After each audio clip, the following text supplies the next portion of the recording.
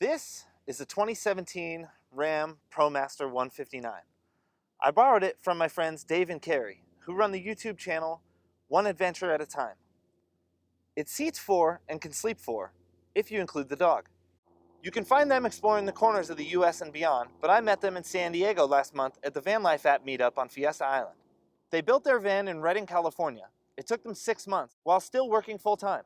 They took bits and pieces from other designs they had liked, but one of their primary goals was to have a couch. Today, I'm going to give you a tour of their tiny home on wheels.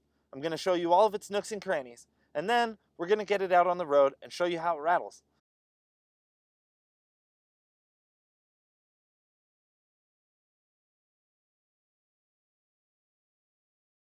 Dave is normally the captain of this ship, whose name is Unsettled. When he's driving, the name is the Stormtrooper, and when Carrie's driving, it's called Vanna White. The van is a basic cargo van that came with little to no driver's comforts, but Dave and Carrie made sure to tell me it came with plenty of dings and scratches. On the roof of this van rests a topper rack, carrying lots of outdoor goodies. Hidden up there are 2 vent fans, 200 watts of solar, and a redwood deck that seats up to 4, but Dave says it's rated to 1,000 pounds. As you step into the van, you immediately notice the couch. Like I said before, the couch was the #1 priority for Dave and Carrie in this build. Their pooch Roodle really enjoys having a seat that's large enough for him too, since he doesn't get to share the bed with Mom and Dad anymore. Hidden under this seat is the majority of the electrical gear and some extra storage space for practicality. More storage can be found above the cabin as well. While you're sitting at this couch, a table can be found by reaching for the cabinet in front of you. They say they don't use this table for much, and I don't blame them, because it only extends into half of the couch space. With lots of windows to peek out of, there's no view you're going to miss from any campsite. The windows all have thermal blackout curtains. Dave and Carrie say they're not the best insulators in the cold, but they're better than nothing. The cover for this sliding glass door is especially unique. With its Velcro closure, it blocks out 100% of the light coming through this window, and it stashes in this nifty compartment above the door. The cabinets were designed and built by Carrie, but she gives Dave some credit. As Dave says, somebody had to sand and paint them. The electrical and plumbing is where Dave really showed his prowess. He's the one who cut the holes out for the windows and the walls, and a viewer from their YouTube channel also suggested that they mount their heater to the wall, which gives them a nice, cozy feeling when they get in bed. They plan to replace this with a gas-burning heater mounted under the passenger seat over the summer. With 20 gallons of fresh water on board, they can do all the cooking they like, and they prefer to use this single-burner cooker over a 2-burner cooker for its efficiency and for its portability. The fridge is placed inside this cabinet next to the couch. These baby latches keep the drawers from flying open while driving, and they like them for their simplicity and cost. They don't feel they're the best-looking option, but for them they work well. Their water filter and air pot are strapped to the wall using Velcro. Carrie lets Dave take credit for that one, but she's the one responsible for this adorable hummingbird feeder.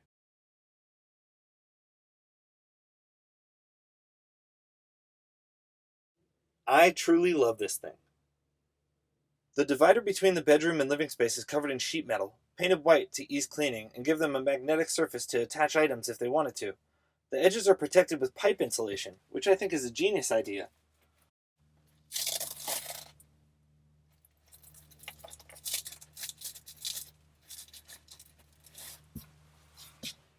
In the kitchen, there are dishes inside this upper drawer, being held closed by those same cheap children's latches from before.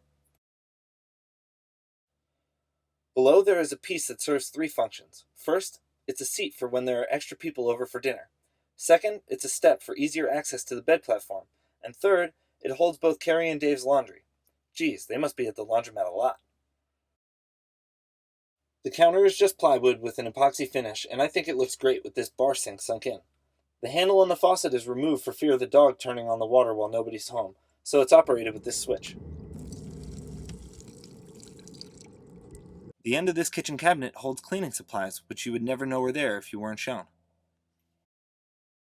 The medicine cabinet was Frankenstein together from parts of other projects. The mirror doors were installed by a glass shop in the local neighborhood. These hooks are another ingenious idea, allowing wet clothes to be hung directly above the sink to drip right into the gray water tank, which is located here beneath the sink and easily accessed through this cloth cover. They've added a composting toilet which slides out from beneath the bed.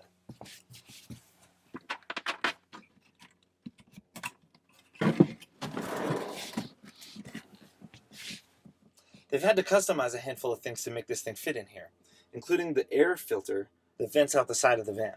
I've got to be honest, I can't smell a thing, and I'm very surprised. I've only been in 1 or 2 other vans with one of these, and both of those times it kind of smelled. So whatever they did it right.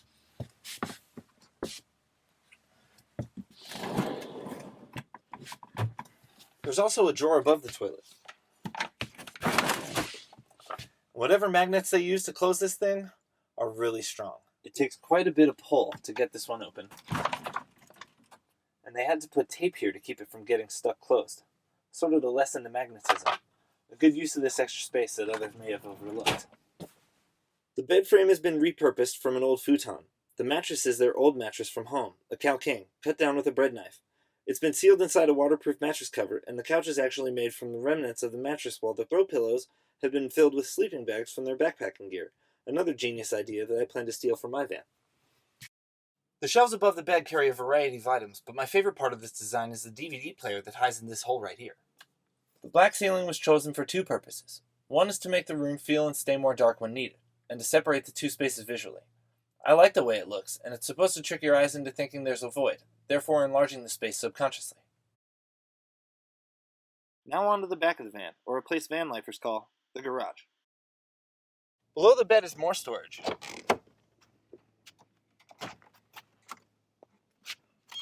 Made easily accessible by these long drawers.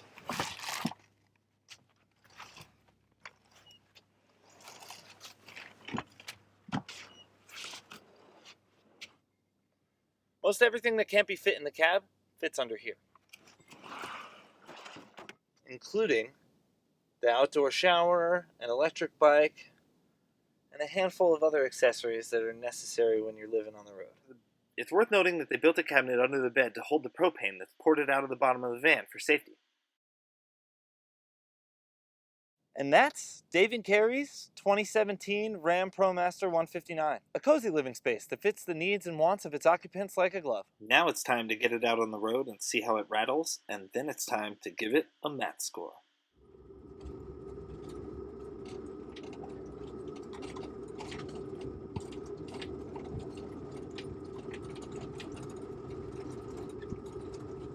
That's not half bad. Starting with the features and driving category, this van is not the most well-equipped on the road, but seeing as it's not the largest on the road either, and it's equipped with a rear-view camera, along with windows to peek out the blind spots, I'll give it a 4 out of 10. Next is versatility, and this van falls short. None of the cabinets are easily removable, nor is there much extra space due to the fact that it's a small van. For this, I give it a 2. The van sleeps 4, including the dog, who totally counts. Despite the van being only 2-wheel drive, it's been down some 4-wheel drive only roads thanks to Dave's driving prowess and the upgraded all-terrain tires. And being that it's front-wheel drive, it handles quite well in the snow, and I give it a 4 out of 10. Cool factor is decent, given the roof deck and the incredible souls inside, but in Dave and Carrie's own words, it's admittedly plain Jane and not special. They believe it looks like something anyone can do, and others can see themselves doing something similar. I give it a 5 out of 10. Added up in the Weekender score is 19 out of 50. On to the lifer categories, where this van's features truly stand out. The styling is classically simple, using black and white to contrast and highlight design features. Their use of repurposed materials gives the space a feeling of nostalgia from their past life that I think every van dweller needs to stay sane. I give it a 6 out of 10. In the amenities category, this van is middle of the road. It doesn't have hot water or a shower, but it's got a fridge, a great water filter, a compost toilet, and a great heater placed right next to the bed where it's necessary. I give it a 5 out of 10.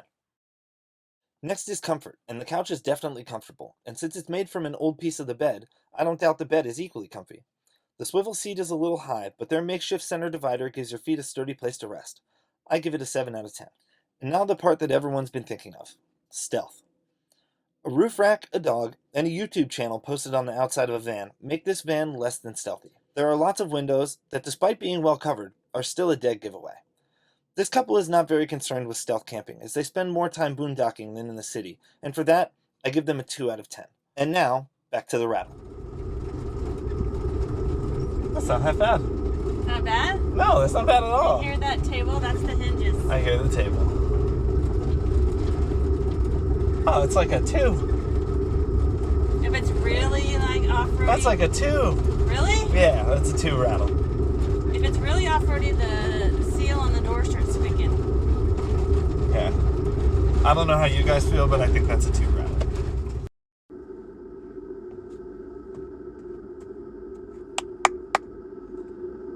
Dave is normally the captain of the ship,